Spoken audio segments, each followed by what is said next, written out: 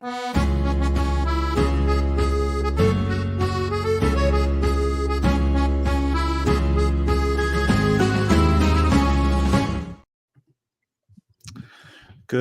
morning, as Lucian still jams out to our intro that we got it in. Well, I got it in at the right time this time, so that's helpful.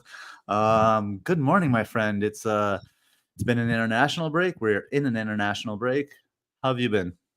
Are we? Oh my gosh. This theme song never gets old. It never does. I really look forward to this show. Yeah, just to have conversation with you. And I'd like to say thank you to all our live viewers who have not forgotten us. So yes, let's give thanks to the people who have joined us. Right. There are people in chat now, right? We have, what do we have? We have 7 people in the chat, and I love that. Yes, let's go straight to them and thank them. Obviously, we're gonna get the show underway here pretty quickly to stay under the 59-minute mark, FPL General's 59-minute mark, so we don't get transferred out by Mariner for the next show. So yeah, we have some friends this morning. We have Nipachan YouTube saying no Trippier and no Salah without using Wildcard. Black screen as they do. I don't know if it's a he or a she, as they do every show. Let's go. Matthias Kangashaka or Matthias, depending. I don't know where they're from, so I don't know how to pronounce that one. Ballroom Jam is in the house, and I am 1974, a couple years older than me there, Lucian. I think without further ado, let's get right into the matchups. What do you say? Dive right Let's into do this thing, this. because I got to be honest, my memory is, I mean, amongst the people that know me, it's famously terrible. So these review shows, if I don't do these review shows, it's like the season starting. I have a memory of a goldfish. It's like the season starts new every week. Maybe that's why I'm not bothered about my rank or anything like that. Maybe there's a lesson there. We're gonna go right into the first matchup here. Actually, forgot about Mariner's piece. So here we have I'll read out the results really quickly and go over the top 10 scores for game week 7. It says game week 7 review. This is, of course, a game week 8 review. Spurs edged out Luton with 10 men, 1-0. Chelsea kind of turned it on at the end there, taking Burnley apart 4-1. Everton continue their, I think people are just starting now to accept the fact that Everton are taking lots of shots and doing lots of things. They handled Bournemouth 3-0. Fulham over Sheffield United 3-1. Manchester United edges out Brentford in another horrific game for both teams, 2-1. Crystal Palace 0-0 draw against Forest. Brighton 2, Liverpool 2, West Ham 2, Newcastle 2, Wolves 1, Aston Villa 1, and Arsenal by the minimal difference overcomes Manchester City 1-0. The top 10 highest points getter for game week 8 were Raheem Sterling, 16 points. Mohamed Salah, 15 points. Van de Ven, 15 points. Harrison coming in with 14 points. Scott McTominay, 14 points. Alexander Isak, 13. Cole Palmer, proud of that one. I gotta say, I'm proud of that one. Lucian, 12 points. Pau Torres, 10 points. Matthias Jensen, who I hope you will talk about quite a bit this week because he's been creeping up in all the stats and all the plays. 10 points. William, 10 points. And I can't see who the last one is. I think you might have your mouse over that. Well, I mean, Hwang Hee-chan. Hwang Hee-chan, 10 points. Love it, of course. So with that being said, let's review. This is just an overall over game week 8. You can come back. We are at about 4 minutes in the timestamps here. You can look at all the predictors and the NetxG and all of that. And let's go right into Luton versus Tottenham. Tottenham winning 1-0. What do you have for us here? well, Gabe, I think first things first, right? That picture you showed, right, courtesy of Mariner, just goes to show that with only one player more than like 25% own in the top scorers list, basically the color of your arrow was determined by whether you own or even captain Mohamed Salah. He's that influential. So that really summed up last game week. I mean, literally everything else looked the same. Wait a Yeah. minute. It's not only 2 players had over 10% ownership. Mm-hmm. That's 2 sort of of the week. top. really top 11 because there was a tie. Well, whatever. Yeah, but yeah, that's pretty remarkable, right? So yeah, of the highest owned players, Salah 35.3% owned. Yeah, it came down to that, and whether here's one thing. I'm going to say this about Sterling. I know we're 5 minutes in. We'll make up the time, but I'll say this tomorrow on the matchups show. But I don't want to hear the people that are saying that patience paid off with Sterling. It's such fucking bullshit. It wasn't patience. You had too many other fires and you didn't sell Sterling, and you really wanted to sell Sterling. So don't pat yourself on the back for not getting around to doing something and then it having work out in your favor.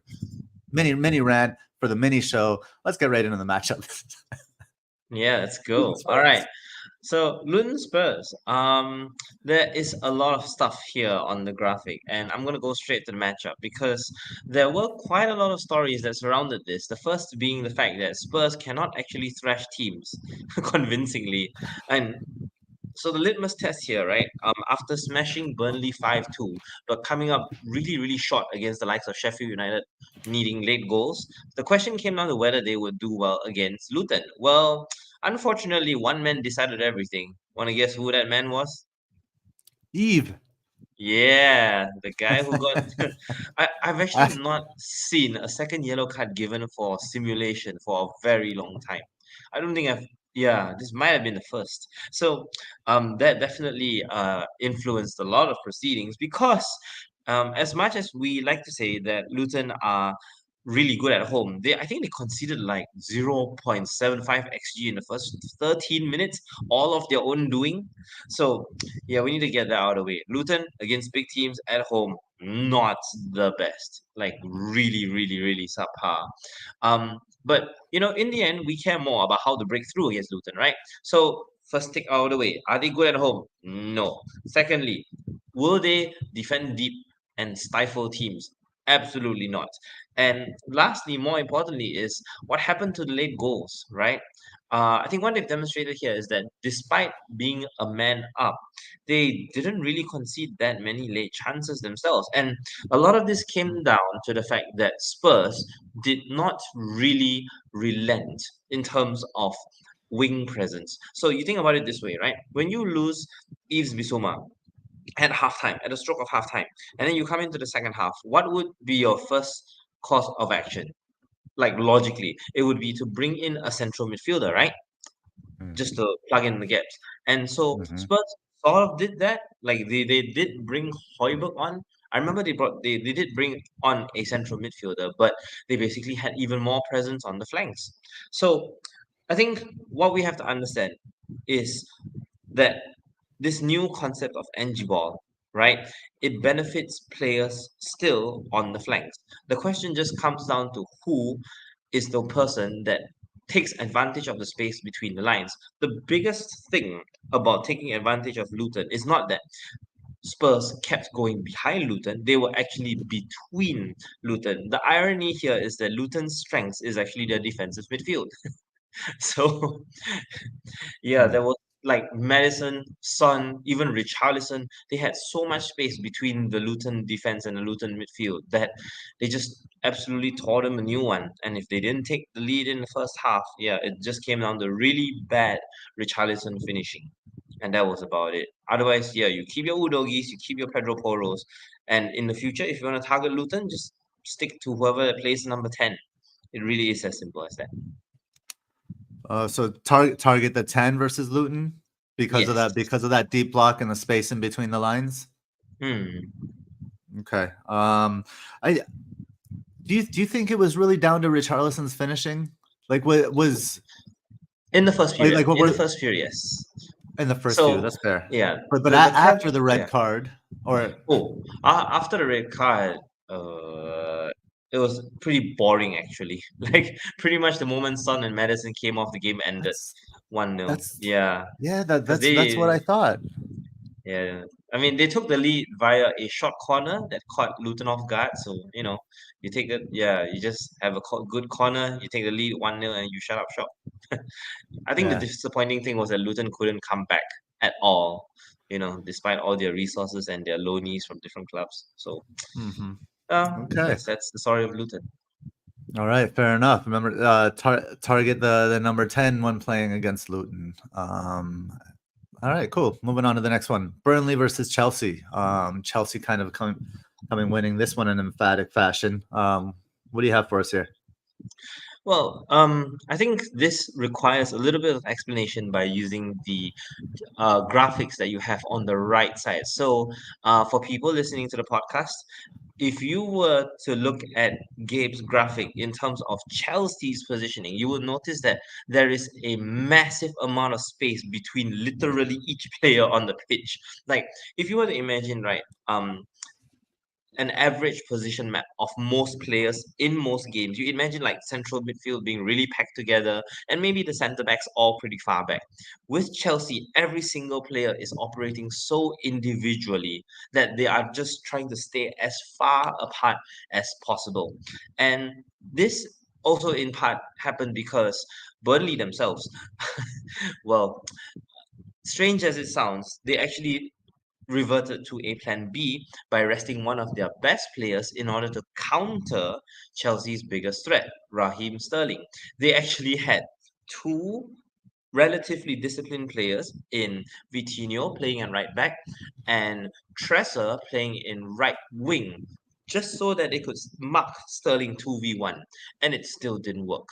Raheem Sterling was just doing that much damage against Burnley's right. And I think the lesson that we learn in all of this is that Burnley just do not have a plan B.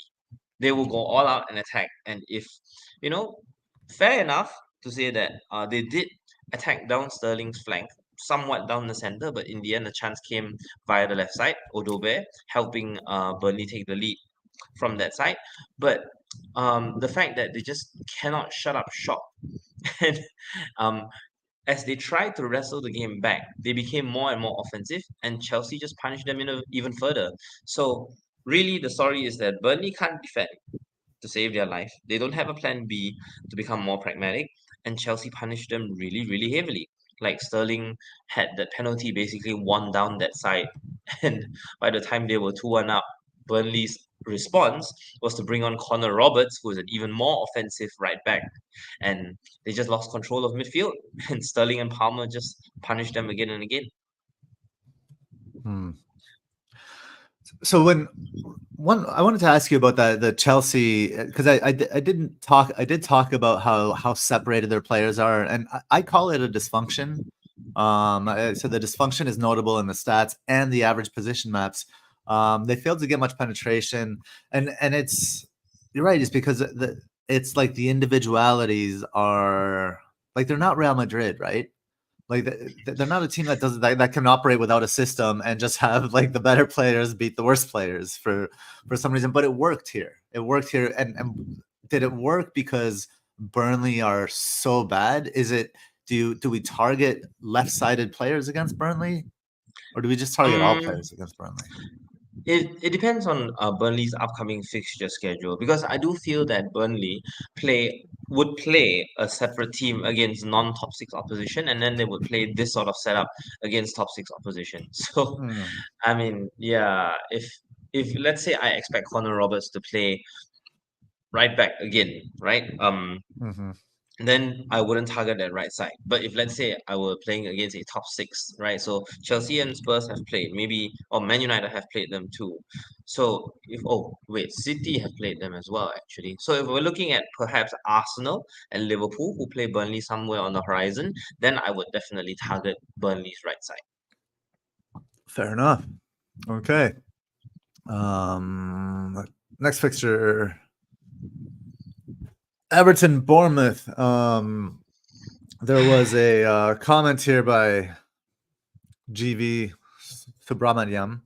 Richarlison was better off playing for Everton, so I'll just throw that one in there as you get into this. Actually, Richarlison at this Everton might do some damage. So why don't you tell us about this one?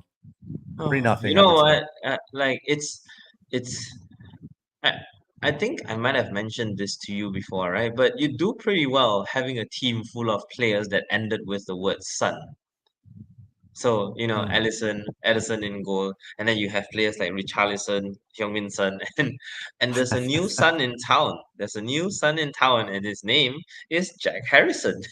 He made the absolute difference against Bournemouth here, because the irony is that Bournemouth's strengths this last 8 weeks, if they had any glimmer of hope surviving in this division, would be their wingers, because they have so much depth on the flanks, right? And Everton basically outclassed them by having, I think it was McNeil on the left and Harris on the right. So, I mean, honestly though, I think we have to give credit to the fact that Sean Dyche adapted really quickly, and he fielded someone on the right wing in central midfield at the very last minute. I think it was like 20 minutes before training ended, and the warm up ended. Idrissa Gueye's heel flared up, and that led to James Garner playing central midfield alongside Onana. That changed Mm. literally the entire dynamics of their central midfield. So no longer did they sit in that 4-5-1 formation with the midfield extremely packed. Instead, Sean Dyche just went, you know what? You're James Garner. Go out there and kill them. So kill them they did.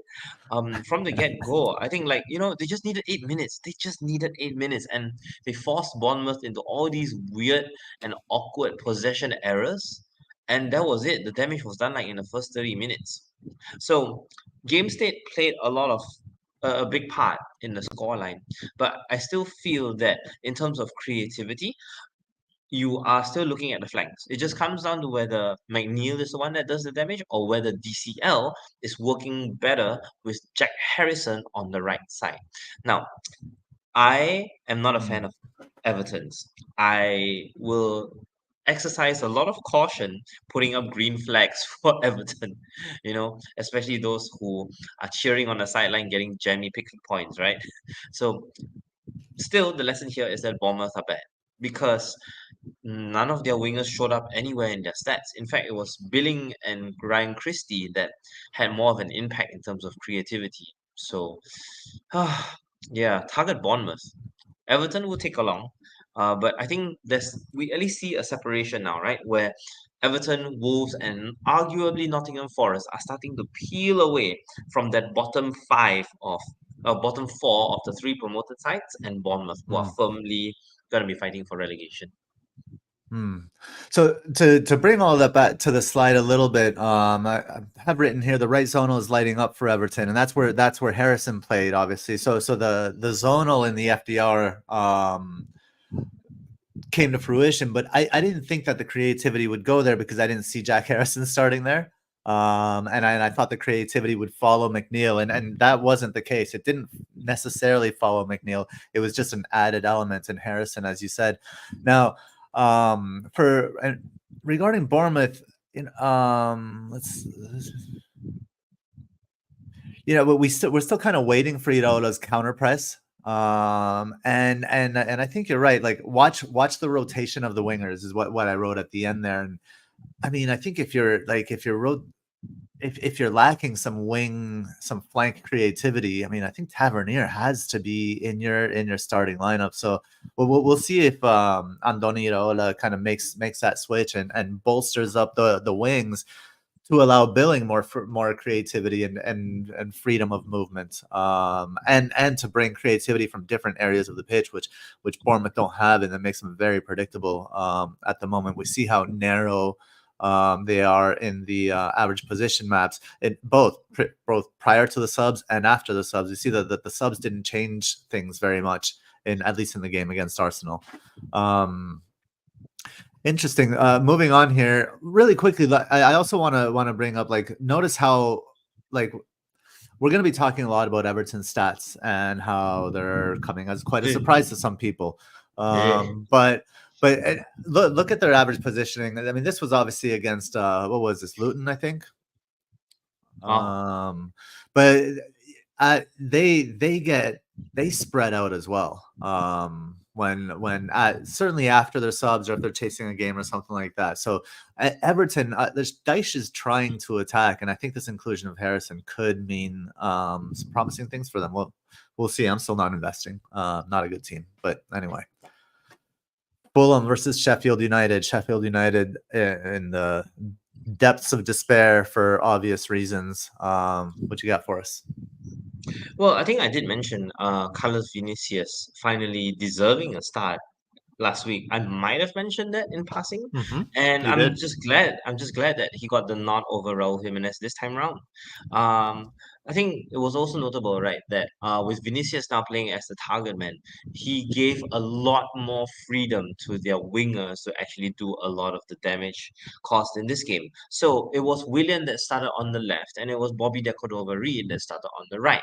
But the crucial thing here is that the wingers stayed wide for majority of the first half, and it was the fullbacks that came in extremely narrow. Now, that being said, I'm not going to elaborate too much on Fulham tactics because it's Fulham.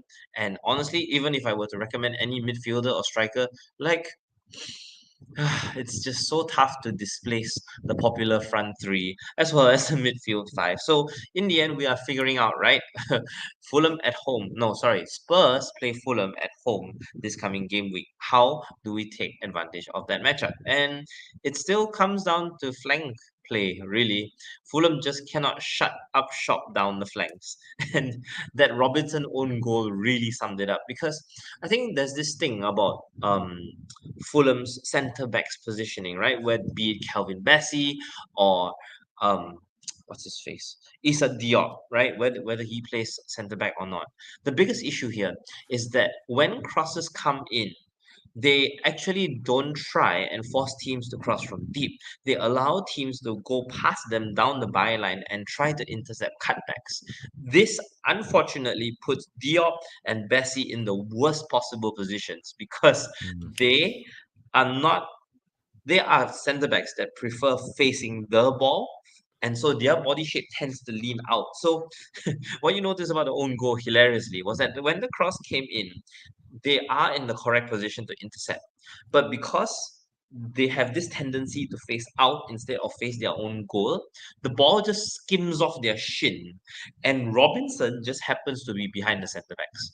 And so, you know, yeah, the ball just comes off Robinson because it comes off the centre backs. It's pretty awkward, but yeah, Robinson's always like in the worst possible scenarios, conceding on goals and stuff like that. He always looks bad.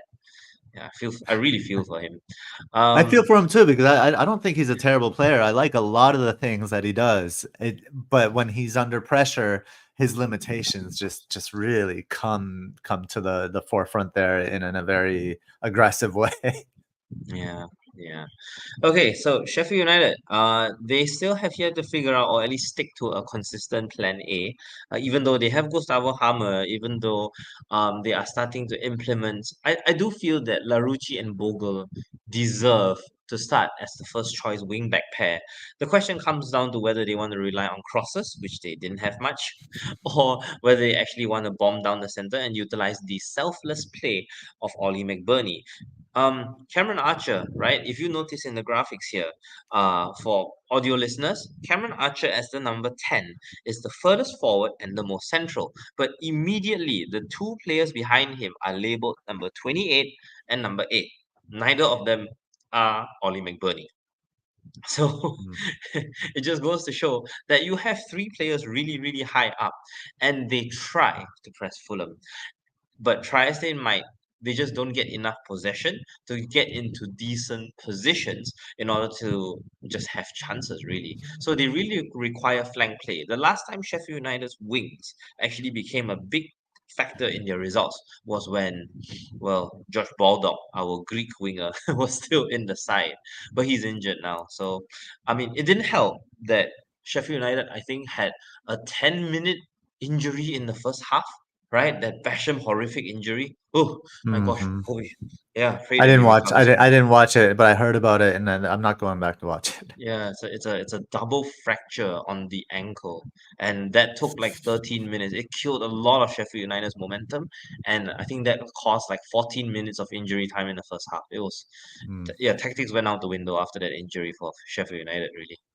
For reference, the number 28 is James McAtee, and number 8 is Gustavo Hammer. Right in behind McBurney. Archer. That's McBurney, right? Oh, Archer. Sorry, Archer. yeah, Archer. 10, yeah. Right in behind Archer. Yeah. So that's interesting. But McAtee didn't start in this one. unfortunately. Mm. That's something that I sometimes don't understand is, I mean, McAtee can change your game. He can add something that nobody else has. Like, how is he not starting? Anyway, I don't want to talk too much about Sheffield United. Fulham's interesting, and the flanks are going to look really good for Spurs against Fulham. And a lot of people are going to be tempted to captain Son, who will likely play through the middle. So that'll be an interesting conversation in tomorrow's matchups show. Next one, Manchester United versus Brentford. I'm going to let you roll with this one. I don't know if I can talk about United anymore this season until a different United show up. I'm so sick of United. No. I think the problem is that literally a different United shows up each time. I think the problem is None of that them we good. actually, yeah, All of but them bad. we actually lack a consistent United that shows up from game to game. I mean, the graphic here just shows so much, right? Again, for listeners, right? If you were to look at United's positioning, everything is so exaggerated down the left side. It's not funny. So in the first half, right, I think it was Lindelof that bombed up the left side plenty, and Diogo Dalot curiously played this inverted right back role, so no diagonals went to him at all, and that really just came down to the fact that United didn't even play a right winger. They had Rashford on the left, Højlund went down the middle, but Rashford effectively acted as a second striker. So there were like the irony here is that Rashford's best chances came from the fact that he was isolated against, was it Aaron Hickey? No, it was Matt Ruslev. Yeah, jersey number 30 in this game. Mm-hmm. When Rashford was isolated against Matt Ruslev, then United actually legitimately looked dangerous. But beyond that, United just couldn't even kick out of second gear. I think if you I studied the stats on this, right? And United didn't get a single big chance in the first half itself. Everything was like below 0.10 xg, and that played exactly into Brentford's hands. Brentford don't even have a working plan A right now, and they are perfectly happy with long throws and set pieces and Christian Noga doing his thing. Fair play to Jensen. Once again, I think the story of Brentford here is that instead of having a cohesive plan A, they just rely on the massively selfless work of Brian Mbomo. I think it was last week, right? When Brentford played Everton, was it? I can't even remember what team Brentford played last week. But before United, Forest. oh, Forest, yes. Mbomo did a lot of the heavy lifting from the right flank. On the right byline, he constantly pressured Forest's left. And here, he actually drifted centrally in order to press United's weakness, although ironically, their tactical linchpin, the Casemiro Amrabat link. Because right now, even though you put Casemiro and Amrabat in their best positions, they are not a double pivot. It's not a case of Casemiro holding the ball and Amrabat moving forward. They just sit there, and Mbomo just has to sit in between the two defensive midfielders, and United are stuck. It's quite funny. Oh, United. So, United struggled in the first half, and it was only when they released their central midfield by dropping Bruno deeper, by bringing on McTominay, when they had more combinations in central midfield, when they released Mount of whatever he was doing in the first half, then you started to see an actual imminent threat coming forward because you didn't know which central midfielder would be threatening from outside. I think in the second half, you started seeing Christian Eriksen take shots from outside.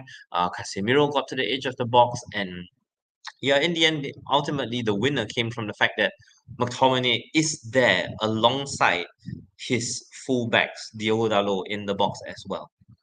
Right now, the only thing that is happening for United remotely are the fact that their fullbacks are actually moving into narrow positions, and it's just a matter of whether set pieces do the trick or a random stray central midfielder just getting into the box to finish chances. Yeah, I mean, yeah, tactically, without having a right wing diagonal option, I mean, it just puts more pressure on Rashford, who's out of form. Who, when the player's out of form, maybe can't handle that kind of pressure. And it just honestly, when Scott McTominay basically came in and played the 10, Finally, he and deserves it. He deserves it. I don't know, man.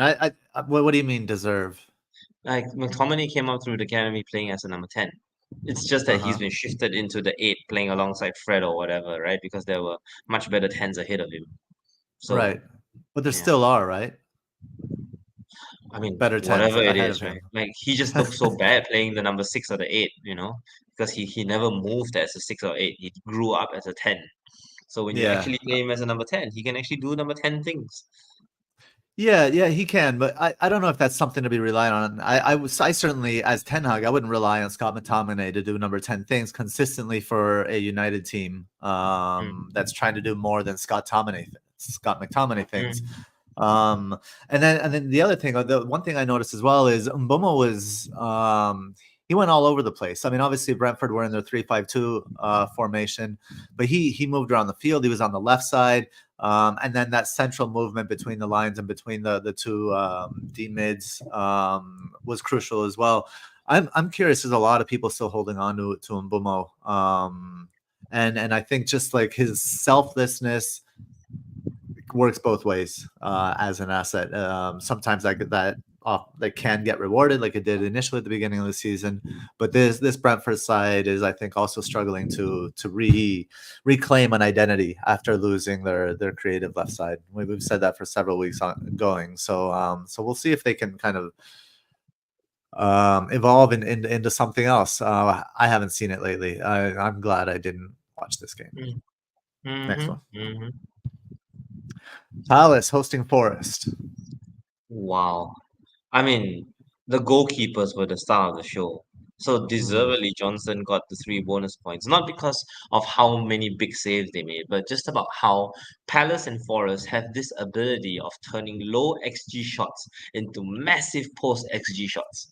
I think that was amazing. Like if you watch the highlights, right, it's just both teams having midfielders trying their luck from range, and once in a while Johnson or Turner, they have to like come up with these acrobatic saves from range. Oh, it looks so good. Like it's a goalkeeper's dream, you get to make all those saves with the cameras. Yeah, it really just came down to the fact that number one, Palace lost yet another key injury, lost another key player to injury. Jeffrey Schlupp had to come off for, I don't even know how to pronounce his name properly, Raksaki. His first name is Hmm. even harder to pronounce, so I'm just gonna call him JRS. Um, Okay. yeah, so JRS played on the right side with Jordan Ayew initially on the right side moving over to the left. So the heat maps here might be pretty deceiving because they still show Jordan Ayew as the firm number 9.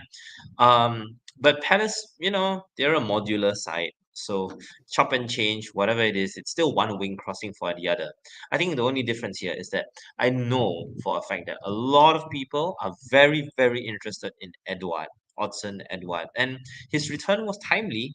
It's just a matter of whether his strike partner, Jean-Philippe Mateta, can actually finish. There was this massive chance, right, in the second half where Palace did everything right. Ball down the flanks. Tyrick Mitchell wins the ball, feeds Edward. Edward pulls out wide, and he sets up this 1v1 for Mateta up against Turner. And that was it. That was it. Just finish him, and it didn't happen. So, yeah, it just comes down to those one shot, one goal scenarios where if Palace take it, they win 1-0, and if they don't, it ends 0-0. As for Forest, Forest are really making things happen. Once again, they somehow managed to buy 10 players and have 2 of them strike gold because there is this South American connection down the right side that is starting to look really, really interesting. See, with Taiwo Awoni's injury, right? They played Chris Wood up front as the number 9. Okay, fine, fair enough. Chris Wood is Chris Wood. He will do Chris Wood things, and you would think that you would how say recollect our fond memories of Serge Aurier's 2 assists against, was it Sheffield United in the game week 4 or something like that? Hmm. But no, we did not get that because Forest are playing away from home. So instead, they had 2 South American players, World Cup winner what's his name? Ezekiel Montiel, I think. I forgot his first name. But Montiel down the right side worked extremely well with Dominguez. And basically we have a new connection down the right side.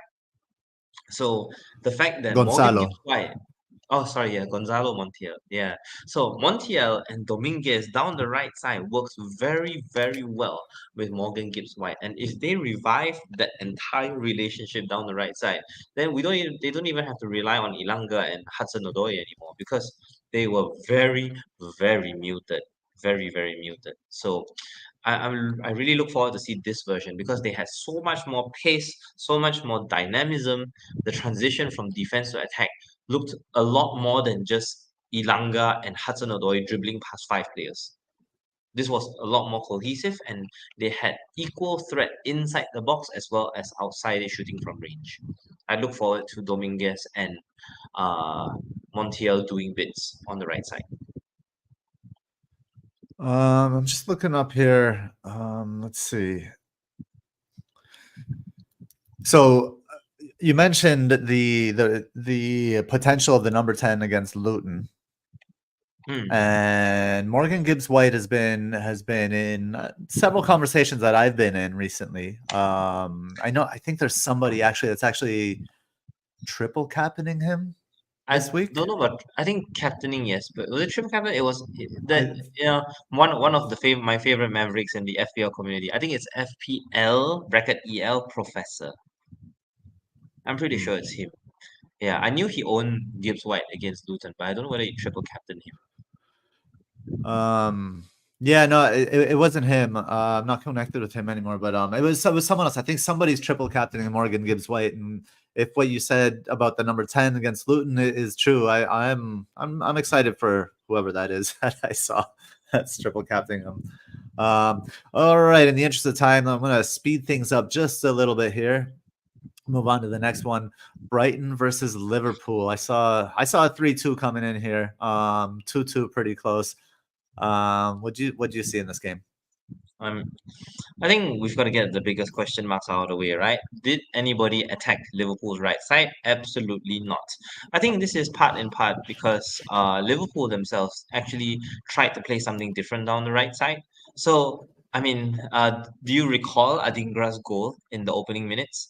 Do you recall how it happened? So, it's this whole new system thing, right? Where everyone's trying to get the goalkeeper involved. And yes, a goalkeeper splitting centre backs is commonplace. But to have Alisson basically play as the second centre back with Van Dijk next to him, right? Pushing Joel Matip all the way to right back so that Trent can go into midfield means that the moment Liverpool lose the ball, it's an open goal. So that's the problem. Right now, they just don't have a reliable Thiago Alcantara-like figure in central midfield to keep possession going because Gravenberch didn't start. So it was McAllister and Trent, still a relatively lightweight midfield, and Brighton just sank their teeth into it so hard. I think it was like their pressing triggers, right? This game was hilarious because the first half was basically pressing trigger against pressing trigger. Like Liverpool will have the ball, Brighton press them off the ball, and then Brighton will have the ball, Liverpool press them off the ball. So there was no systemic attack versus defense. It was all about both sides counter pressing each other to death. It was great. It was absolutely great because I think Brighton utilized the chaos here very well because if they try to match Liverpool toe to toe, player for player, the fact that they feel I think Baleba in central midfield made things really unfavorable for them. So yeah, I'm glad that Brighton went down this route of trying to match Liverpool like stride for stride in terms of counter press. The other myth that I think we need to get out of the way was Salah versus Lamptey because Salah basically never. I mean, first and foremost, do you recall who played left back? I think the heat maps don't really show. It was Solly March. Yeah, Solly March played left back. Oh my gosh. Yeah, back to his regular position at outside back. Good for March. Uh, yeah, so instead of Salah directly confronting Soliman, she actually did the same thing he did against West Ham by sitting in between centre back and right back, right? That stupid right half space role. But Salah basically waited for the ball there, and a lot of play funneled down Liverpool's centre because in their counter press, Liverpool don't win the ball by using pressing traps. They actually push their half space operators exactly the same way they did it against Spurs, right? Udo, like I think it was Elliot, right? Oh, sorry, Jones got sent off against Spurs. So it was Elliot here and Soboslai pushing all the way up against Brighton centre backs, forcing them off the ball. Hmm. Yeah, and that was how they won their penalty, right? Soboslai basically dispossessing Pascal Gross and yeah, winning the ball off Pascal Gross himself. Mm, but beyond that, I think what's commendable is also the fact that Diaz and Nunes they actually take turns being the fulcrum pivot player as the number nine. So when Diaz plays the number nine, his priority is link up play. But when Darwin Nunes plays the number nine, things are a little bit different. Not to say that he's a little bit more greedy, but it's just more of I don't think I've said this to anybody yet. So this will be my first time saying this. Darwin Nunes is only good on the swivel. So it's like this thing where if the ball goes down the left side and the ball gets to Darwin Nunes from the left, he has to swivel and aim himself left to make the Hmm. ball change direction. And that's what Darwin Nunes is good at. So if the ball comes on the right side, he will actually look for Mohamed Salah. He is not good when he has to travel in a straight line and finish. That is not Darwin Nunes' strength. So Correct. that is a very weird quirk, and I think that is how he managed to get his winners, both his goals against Newcastle, and that explains why Darwin Núñez is a great scorer of goals, but not he's a scorer of great goals, but he's not a great scorer of goals because he can Mm. only score that special type of swivel goals that require great difficulty. I would characterize that goal differently. I don't think that goal requires great difficulty. That goal requires great muscle memory, and Ah, yeah. and and not to disparage great muscle memory. Thierry Henry has spoken about great muscle memory when it comes to finishing. Right, in certain areas, depending on where you are on you know exactly where you have to hit that ball. But I don't think with Darwin Nunez it's about any kind of knowledge or awareness. It's purely about opportunity. And if the space shows up for him to shoot, he'll just kick the ball really hard. And sometimes it goes in, and most of the time it doesn't. But I think saying that I think that's all I'll say on that. So I see his skill set to be more subject to variance, let's say, than somebody who really does have good muscle memory and knows that when you make a certain turn on a certain part of the field and you have a little space, the ball needs to go in one spot. I don't think it's that at all. So we'll see. I mean, I was shocked in this one, even with the way.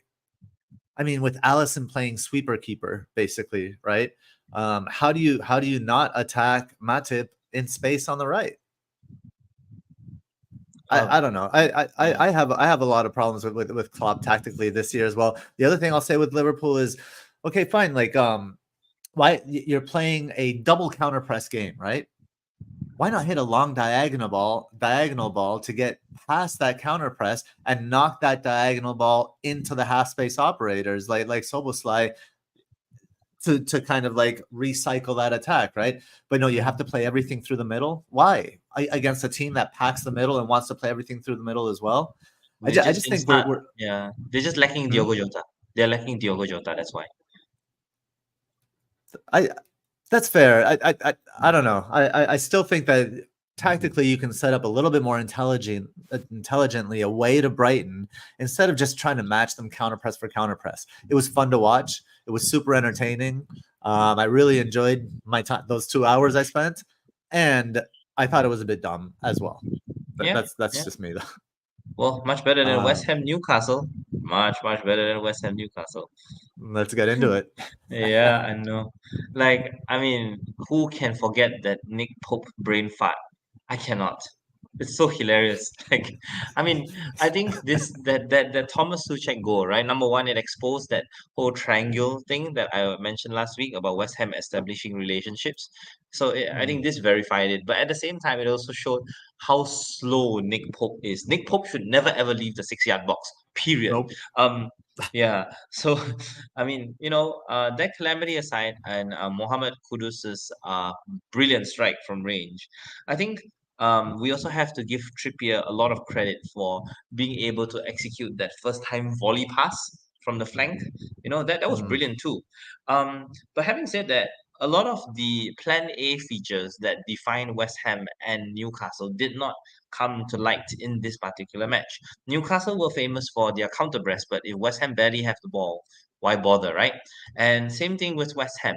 If you have so many playmakers but you don't have so much of possession, then what's the point?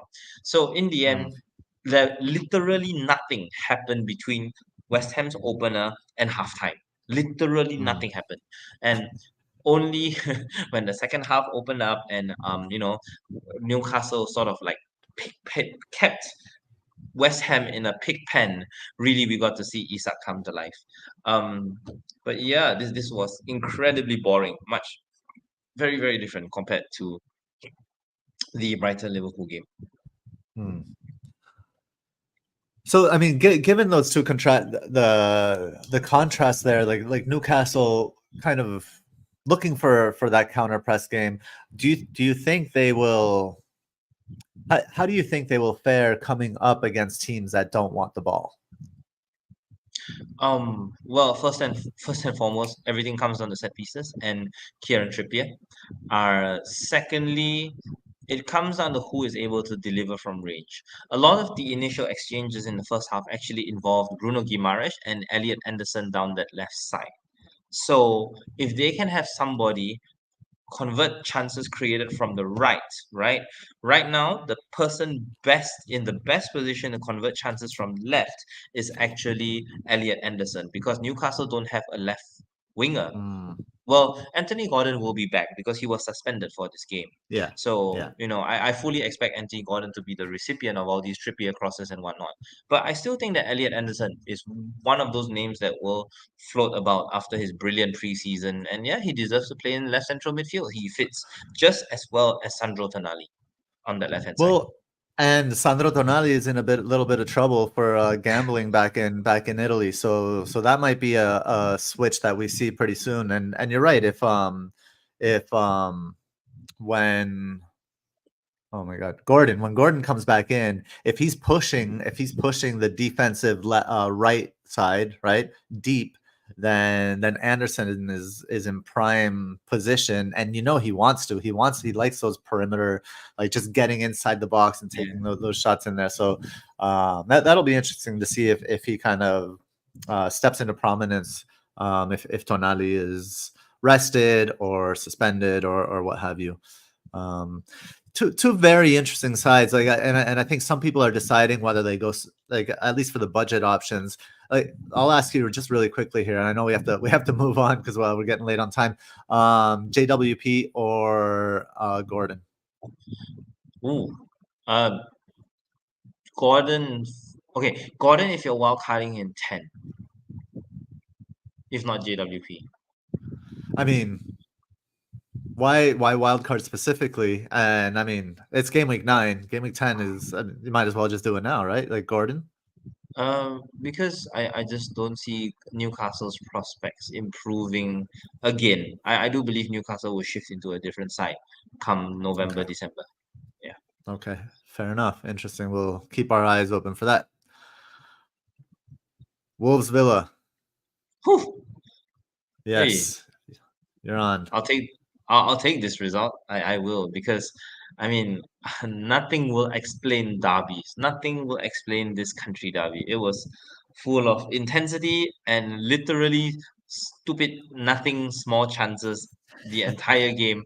Honestly, like if you look at the XG, right, and you look at the way it spiked, right? I wish you had that graph from understats of how how Mm. they add all the XG together cumulatively. So Wolves Aston Villa would be like nothing, nothing, nothing, nothing, nothing. Goal here in the 50 something minute, nothing, nothing, nothing. Then boom, big like 90th minute chances everywhere. So I think the only thing of note that Wolves created was down the left side as usual. Ryan Enori misses chances, big whoop. I think Wolves now have a bit of an identity crisis down the flanks because their fullbacks don't behave like fullbacks and their wingers don't behave like wingers.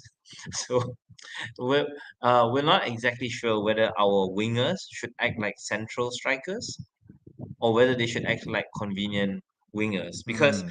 uh, there was something that I noted in this particular match that we've not seen in the previous 7 game weeks, 8 game weeks, and that is the fullbacks actually getting into legitimate goal scoring positions. This is the first time this season, I'm dead sure, Nelson Semedo has received the ball in the box to actually have a 1v1 chance against the goalkeeper. This is the first time. Like, Ryan Enuri has done that before, but I've never seen Semedo do it on the right side, courtesy of a through ball from the centre back of all people. So this is a very different Wolf system. I'm not sure how deliberate it is, but it's a thing. Of course, it helps that Neto's on the right side now instead of the left. But yeah, you did mention a couple of times, right? Sasha Kalicic. Whew, that one's another player to look out for. Much better relationship with Neto compared to Cunha or Yep. yeah, Fabio Silva. So anyway, it's Wolves, right? Get Neto, maybe Huang, but whatever. He's your fourth midfield choice, so it really depends on your budget. More interesting, obviously, is Aston Villa because Matty Cash is still doing Matty Cash things. We did mention, at least your slides did mention that Cash will have space. Wolves targeted the space in front of Cash as well as behind Cash. So, the initial exchanges before the Neto goal was basically Wolves' left side versus Aston Villa's right side. The entire exchange happened there. Um, but beyond that, though, I mean, Manny Cash is good. Manny Cash is good. So I do feel that if you want somebody with dual defensive and offensive threat, yeah, just field Manny Cash against West Ham this week. He'll do fine. He'll do fine. I think the other thing of note is that I'm not sure how Diaby's injury has affected him here, but the fact that his quiet performance coincided with Ollie Watkins' massive involvement. I know he only got 5 points here, but he was really involved in back post headers, set pieces, cushion headers, left, right, and center. Like, I've made fun of Ollie Watkins before as a 5 point man, but it does look like Ollie Watkins is involved in almost every single stage of the tail end of attacking sequences. So I'm very glad about that. If you're an Ollie Watkins owner, you have every reason to be optimistic, bar the fact that he's the most transferred in player this game week. I mean, yeah, I think Watkins has gone from the kind of the target on kind of longer passes, and he was marked out of the game a little bit. That opened up space for Diaby, and I'll have to watch Diaby a little bit closer now because he seemed like a long-term hold for me. And if the roles have changed, if the focal point of that attack has changed, then he may not be the asset we thought he was even 2 weeks ago. So that'll be an interesting one. That'll be an interesting one to track. And I want to see the continued development of this Wolves side with an increased role for Sasha Kalajdzic, to see if they become if they more. I mean, it sounds weird to say more like Luton, but more like Luton in the terms of more crosses to a central massive focal point, and then plays off of that crosses, like trailing runs and wingers getting to the far post and stuff like that. So that'll be something I'll be looking out for Wolves. And Aston Villa, note their expected XG metric. They're just milking a lot more from their opportunities than the opportunities would suggest. Quickly moving on to the next one here. Last matchup. So we are good on time. I thought we were a little bit behind, but no, we'll spend a good amount of time on this one. I know this was a complicated one. Arsenal 1, Manchester City 0. I really thought Manchester City would go back to that direct long game that I think that Klopp should actually resort to. But I didn't see that. Did you? Like, look if we're tell me what you saw. I don't know. Well, okay, I had to review this game 3 times because uh no, really, 3 times because the first time round it was really like it was pretty, oh, not to say end to end, it was full of action, let's just put it that way, full of mistakes by both sides in the first half. So the first 40 minutes ish were really good, and everything came to a halt when Mateo Kovacic got his first yellow card. So the thing is, right, just like the Brighton Liverpool game, this was a case of high counter press against high counter press. In the opening stages, Arsenal pressed Man City into a lot of errors. Fine. Man City could give away the ball, but it didn't lead to any big chances for Arsenal. Now, when Arsenal had the ball, City could dispossess them, and David Raya, he was culpable for some pretty potentially big errors that did not get punished in this case. Anyway, the Mm. first half, I mean, the first 30 minutes flew by because of all these talking points. And the most important thing was that City's counter press, right, had a little bit of a tweak in the sense that usually they would involve their most experienced and senior members like Bernardo Silva. Somebody will come to the fore and deliver for City. The unfortunate thing here was that City relied on Rico Lewis, one of the inverted fullbacks, playing as a legitimate midfield player, pushing all the way up to make sure that he told Julian Alvarez exactly when to chase David Raya down. So anyway, those are little things that aren't FPL noteworthy. But yeah, the reason I had to review this again was that because after the half-hour mark, I fell asleep. It was so boring from the 30th minute all the way to like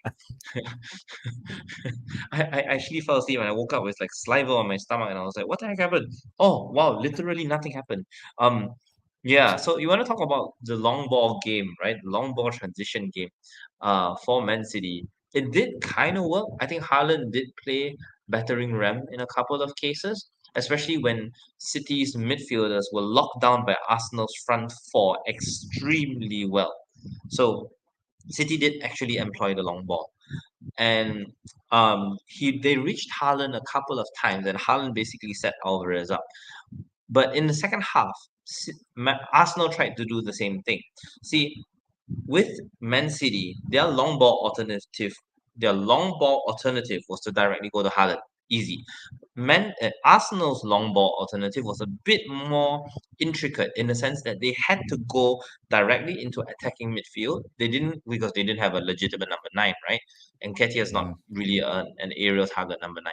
So they went to Trossard, and then Trossard would basically switch the ball over to Jesus and Ben White on the right side. Now, Trossard, unfortunately, did not do that connection consistently enough.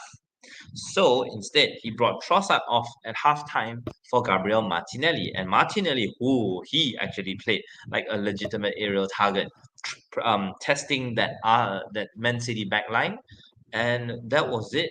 That was basically where Arsenal got their momentum. So instead of the left creating for the right in the first half, Arsenal's right created for the left, and then you started seeing Zinchenko taking shots from range. You started seeing Martinelli get in behind. Um, yeah, so I think kudos goes to Arteta for changing his tactics at halftime to once again exaggerate an advantage, because Jesus we normally associate with playing on the left somehow is playing on the right side without Bukayo Saka, and somehow it worked that Gabriel Jesus Ben White relationship on the right side worked without Bukayo Saka because Martin Odegaard is there. So the ball follows where Odegaard goes. The ball follows where Odegaard goes. It's not Partey, it's not Saka, it's Martin Odegaard. Mm. And I think that's the biggest conclusion here. As much as we can talk about, tactics and inversions and whatever, Odegaard is still the tactical linchpin. And Mm. that's how Arsenal won the Well, game. I like that. I like that. Follow Odegaard, and you'll follow the kind of chances closer to goal. Whether it's one side creating for the other side or one side creating for itself, like what the right side has been for Arsenal creating for that right side itself. Um, that dynamic remains to be seen. The one thing I'll say is, like, Yes, Raya had a couple of shaky moments. Not entirely his fault. He recovered well, and despite them didn't concede, he was the one getting blasted for after this game. I couldn't believe it. Manchester City had one big chance in the first half, and then do you know how much that was in the fourth minute? In 86 minutes, you know how much XG Manchester City put up? Less than what? Like 0.1. 0.46, right? Oh, okay, 0.1. 0.1 in 86 minutes. So kudos to Arsenal for continuing with the game plan of the season of controlling games. And I thought they really did that here, despite the fact that they didn't have as much XG and all of that. But we got about 25 seconds to get out of here so we don't get crucified by Mariner. So I'm going to whiz through this really quickly. We got some shout outs. Here's a preview for Game Week 9, 59 minutes, 45 seconds. Join our mini league, HUP 69D. It's open for I don't know how long. We got thank you to the haulers. I don't have time to read all the names. Thank you, even special to the super haulers. Thank you to Lucian for being here with us. And yeah, have a great Game Week 9. We're past the hour mark, unfortunately, but we'll make it just a few seconds. Thank you so much for all your work. Really appreciate these discussions. And thanks to everybody in the chat for joining us. I think we got 22 people in here. Smash that like on your way out. Go tell your friends once you get out of here. And I'll be back tomorrow for the matchup show with Nima and Lucian. All the best. Thank you, my friend. Really appreciate it. Take care, everybody. Bye, everybody. Peace. Don't be annoying. Don't be the most annoying content creator. Bye. That title is taken, thankfully. Woo!